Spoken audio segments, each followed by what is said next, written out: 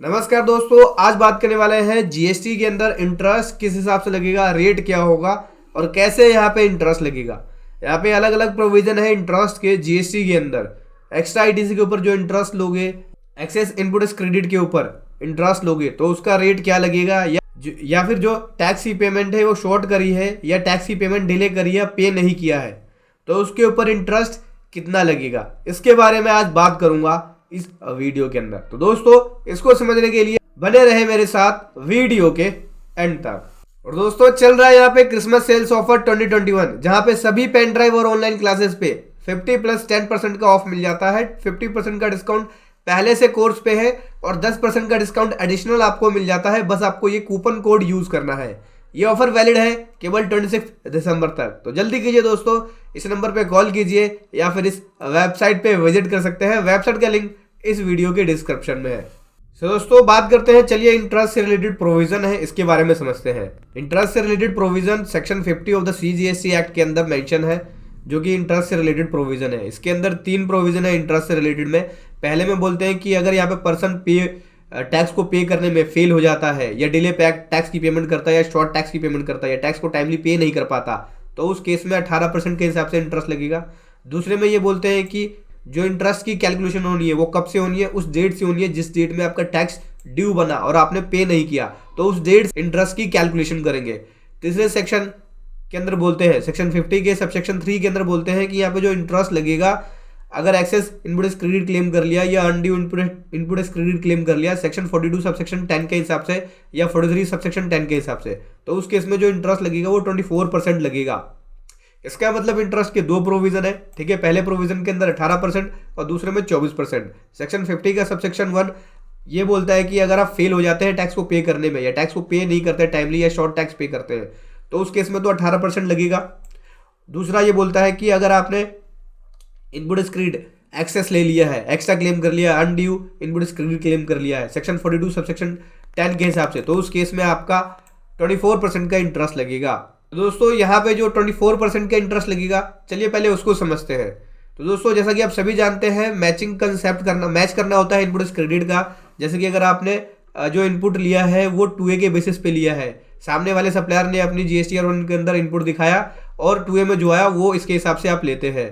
तो अगर जो भी मिसमैच होगा 3B और 2A के बीच में, अगर एक्सेस इनपुट क्रेडिट होगा तो उस केस में आपको रिवर्स करना होगा और उसके ऊपर इंटरेस्ट भी पे करना पड़ेगा। देखो, एक्सेस इनपुट क्रेडिट किस कारण हो सकता है। पहला ये कि सप्लायर ने अपने इनवॉइस को अपलोड नहीं किया, ठीक है, जिसका इनपुट क्रेडिट पहले ही से हमने 3B के अंदर क्लेम कर लिया, मतलब 3B में तो क्लेम कर लिया, सामने वाले सप्लायर ने अपने GSTR के अंदर अपलोड नहीं किया, तो उस केस में आपका एक्सेस इनपुट क्रेडिट हो जाएगा। या फिर ITC क्लेम किया गया रिसिपेंट के द्वारा लेकिन रिवर्स चार्ज पे नहीं किया गया, तो वो भी एक एक्स्ट्रा इनपुट क्रेडिट के अंदर आता है कि आपने इनपुट क्रेडिट तो RCM का ले लिया लेकिन RCM पे नहीं किया। या फिर डुप्लीकेट आपने इनपुट क्रेडिट क्लेम कर लिया, 2 बार इनपुट क्रेडिट क्लेम कर लिया या दोबारा आपने इनपुट क्रेडिट क्लेम कर लिया, तो इस वजह से आपका एक्स्ट्रा इनपुट क्रेडिट हो सकता है।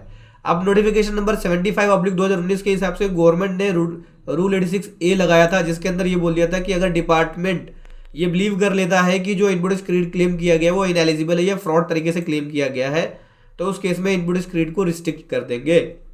अब देखो, 42 सेक्शन ये बोलता है सीजीएसटी एक्ट के अंदर कोई भी डिस्क्रिपेंसी पाई जाती है, मतलब रिटर्न के अंदर कोई भी गड़बड़ पाई जाती है और ये पाया जाता है कि जो इनपुट क्रेडिट क्लेम किया गया है वो एक्सेस क्लेम किया गया है और यहाँ पे सप्लायर ने अपने इनवॉइसेस को नहीं दिखाया है या सप्लायर ने अपने रिटर्न में अपलोड नहीं किया है, तो इस केस में क्या हुआ, गवर्नमेंट को टैक्स पे करने में फेल हो गए। यहाँ पे क्या हुआ, सेक्शन 50 सबसेक्शन 1 अप्लाई हो जाएगा कि अगर गवर्नमेंट को टैक्स पे करने में सप्लायर फेल हो जाता है तो उस केस में रिसिपेंट जिसने इनपुट क्रेडिट लिया है उसको वो रेक्टिफाई नहीं कर पा रहा है या उसको मैच नहीं कर पा रहा है, तो उस केस में 18% के हिसाब से इंटरेस्ट लगेगा।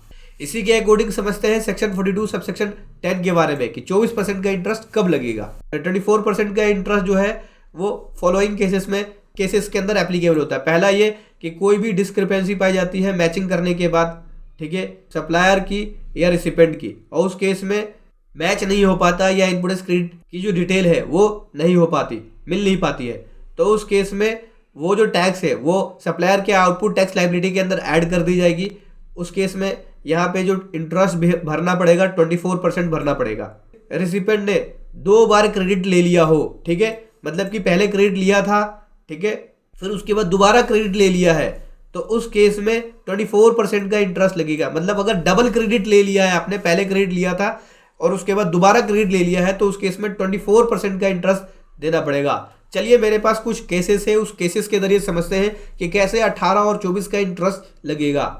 सबसे पहले समझते हैं एबीसी लिमिटेड, एक मैन्युफैक्चरिंग कंपनी है, उसने क्रेडिट लिया फूड एंड बेवरेज का, जो कि सेक्शन 17 सबसेक्शन 5 के अंदर इनएलिजिबल है, ब्लॉक क्रेडिट के अंदर आता है। तो उस केस में क्या इंटरेस्ट एप्लीकेबल होगा और कैसे यहाँ पे रिवर्सल करेगा एबीसी लिमिटेड। देखो एबीसी लिमिटेड ने जो क्रेडिट लिया वो इनएलिजिबल था, उसको यहाँ पे रिवर्स करना पड़ेगा। 42 सबसेक्शन 10 या 43 सबसेक्शन 10 एप्लीकेबल नहीं होता, ठीक है। तो इस केस में यहाँ पे जो इंटरेस्ट लगेगा वो 18% का लगेगा, क्योंकि इनएलिजिबल इनपुट क्रेडिट था जो कि उसने ले लिया। 42 सबसेक्शन 10 और 43 सबसेक्शन 10 में कौन से एप्लीकेबल है? जो डबल क्रेडिट ले लिया है या अनमैच क्रेडिट है जिसका मैचिंग है ही नहीं, तो उस केस में 42 सबसेक्शन 10 के अंदर या 43 सबसेक्शन 10 के अंदर कवर होते हैं उस तरह के इनपुट। अब इस केस में इनपुट क्रेडिट लिया तो है लेकिन मैचिंग भी है, सप्लायर की रिटर्न में भी आ रहा है, लेकिन ये इनएलिजिबल था। इस केस में जो इंटरेस्ट लगेगा वो 18% लगेगा, क्योंकि 42 सबसेक्शन 10 43 सबसेक्शन 10 एप्लीकेबल नहीं हो रहा है इसमें। इस केस में सेक्शन 50 का सबसेक्शन 1 एप्लीकेबल होगा। इसी प्रकार से केस नंबर 2 में समझते हैं। अब यहाँ पे एक कंपनी है जिसने इनपुट क्रेडिट क्लेम किया इनवॉइसेस के रिस्पेक्ट में, लेकिन उस इनवॉइसेस की पेमेंट 180 डेज के अंदर नहीं हुई, ठीक है। तो इस तरह की इनवॉइसेस का जो इनपुट क्रेडिट है वो रिवर्स करना होगा। इस केस में इंटरेस्ट का रेट क्या होगा समझना। इस तरह के केसेस में इनपुट का मैचिंग है, 2A में भी आ रहा है लेकिन टाइमली पेमेंट नहीं हुई। इस केस में भी मिसमैच नहीं है, 2A में भी आ रहा है और उसके पास इनवॉइसेस भी है, लेकिन 180 डेज के अंदर पेमेंट नहीं हुई है और यहाँ पे सेक्शन 42 या 43 अप्लाई नहीं हो रहा है, ठीक है। तो उस केस में जो इंटरेस्ट लगेगा वो लगेगा सेक्शन 50 सबसेक्शन 1 के हिसाब से, यानी 18% का इंटरेस्ट उसे देना पड़ेगा, ठीक है। अभी केस नंबर 3 के बारे में समझते हैं। एक पर्सन जिसका नाम अजय है, उसने इनपुट क्रेडिट 250 रुपये लिया अपनी रिटर्न के अंदर, ठीक है। सप्लायर ने अपनी रिटर्न में केवल 2000 रुपये दिखाया। जब उसने 2A को वेरीफाई किया तो पता चला कि सप्लायर ने केवल 2000 का इनपुट दिखाया। अब उसको यहाँ पे इंटरेस्ट के साथ आईटीसी का रिवर्सल करना होगा। इंटरेस्ट का रेट क्या होगा इस केस में, ध्यान से समझना। देखो इस केस में भी मिसमैच नहीं है डिटेल के अंदर, क्योंकि यहाँ पे जो उसके पास इनवॉइस आया वो 2500 का आया और उसने जो क्लेम किया वो 2000 का क्लेम किया। डिटेल तो आ रही है इनवॉइसेस की, पोर्टल पे भी आ रही है, लेकिन कम दिखाया। तो उस केस में यहाँ पे सेक्शन 50 सबसेक्शन 1 एप्लीकेबल होगा और 18% के हिसाब से ही इंटरेस्ट देना पड़ेगा। 42 सबसेक्शन 10 कब एप्लीकेबल होता है? जब डबल क्रेडिट ले लिया हो, ठीक है, या फिर उसका कोई मैचिंग ही नहीं हो, तो उस केस में एप्लीकेबल होता है। इसी प्रकार से केस नंबर 4 के बारे में समझते हैं। XY लिमिटेड है जिसने यहाँ पे गुड्स को इंस्टॉलमेंट बेसिस पे रिसीव किया और XYZ लिमिटेड ने फर्स्ट लॉट के अंदर ही इनपुट क्रेडिट को क्लेम कर लिया, जबकि उसे क्लेम करना था लास्ट लॉट के अंदर। तो इस तरह का जो इनपुट क्रेडिट है वो रिवर्स होगा और इंटरेस्ट के साथ जमा होगा। अब इस सिनेरियो के अंदर XY लिमिटेड ने जो इनपुट क्रेडिट क्लेम कर लिया वो लास्ट लॉट में क्लेम करना था।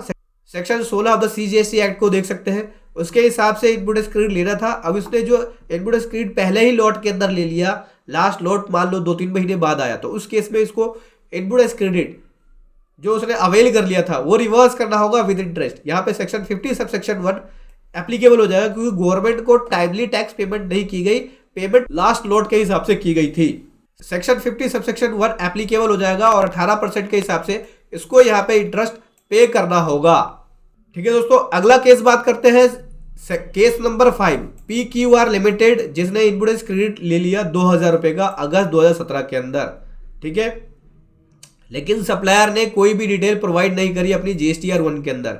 नाउ GSTR 3B और GSTR 2A का जब ऑफिसर ने कंपैरिजन देखा तो उसको पता चला कि यहाँ पे डिस्क्रिपेंसी है, मतलब रिटर्न के अंदर गड़बड़ है, और उसने कम्युनिकेट कर दिया दोनों सप्लायर को, जिससे उसने इनपुट क्रेडिट लिया था, यानी सप्लायर को भी और PQR लिमिटेड को भी। अक्टूबर 2017 के अंदर यहाँ पे ऑफिसर ने दोनों को कम्युनिकेट कर दिया।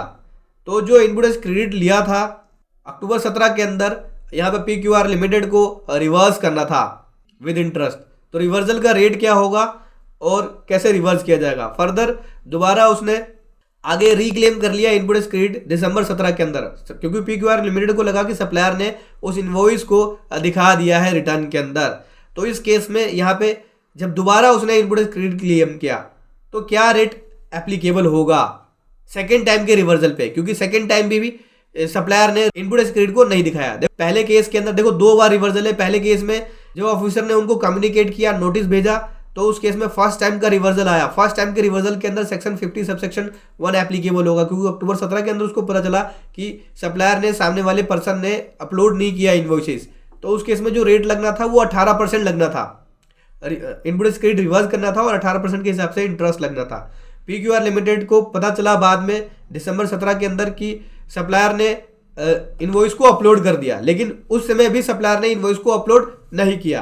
तो यहाँ पे PQR लिमिटेड ने दोबारा से क्रेडिट ले लिया, लेकिन बाद में जब उसने 2A और GST 3B देखी तो पता चला कि उसने अपलोड नहीं किया है, यानी सेकंड टाइम का रिवर्सल आया। जब सेकंड टाइम का रिवर्सल आया तो उस केस में PQR लिमिटेड को 24% के हिसाब से इंटरेस्ट पे करना पड़ेगा, क्योंकि यहाँ पे इनपुट क्रेडिट को दोबारा क्लेम कर लिया गया है और 42 सबसेक्शन 10 एप्लीकेबल हो गया है। 42 सबसेक्शन 10 कब एप्लीकेबल होता है? जब दोबारा से क्रेडिट ले लिया जाए या उसका कोई मैचिंग नहीं हो। तो दोस्तों यहाँ पे जब सेकंड टाइम इनपुट लिया गया तो 42 सबसेक्शन 10 एप्लीकेबल हो गया, जहां पे ये बोलते हैं कि एक्स्ट्रा इनपुट क्रेडिट 2 बार इनपुट क्रेडिट ले लिया गया है। अगर 2 बार इनपुट क्रेडिट ले लिया गया है तो उस केस में जो इंटरेस्ट एप्लीकेबल होगा सेक्शन 50 सबसेक्शन 3 के हिसाब से लगेगा और वो 24% का इंटरेस्ट लगेगा। तो समझ गए दोस्तों, सिंपल सी बात है। 2 रेट है 18% और 24%।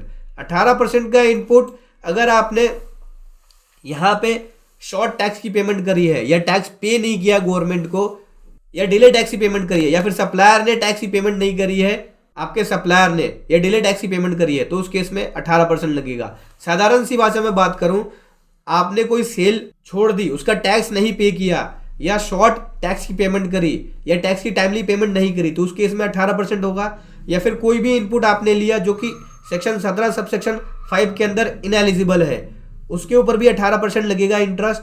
या फिर कोई भी इनपुट क्रेडिट आपने लिया है जो कि 2A में नहीं आ रहा है और आपके पास उसका इनवॉइस है, सामने वाले सप्लायर ने अपलोड नहीं किया, तो उस केस में भी 18% लगेगा। या फिर पार्टली अपलोड है और पार्टली मिसमैच है, तो उस केस में भी 18% लगेगा।